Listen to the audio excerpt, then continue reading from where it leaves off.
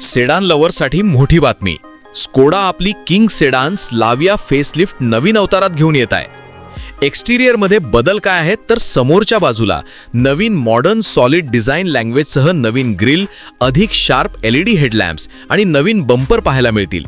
मागे कदाचित connected LED tail lamps आणि नवीन अलॉय व्हील्सही असतील. आतल्या बाजूला मोठा धमाका आहे.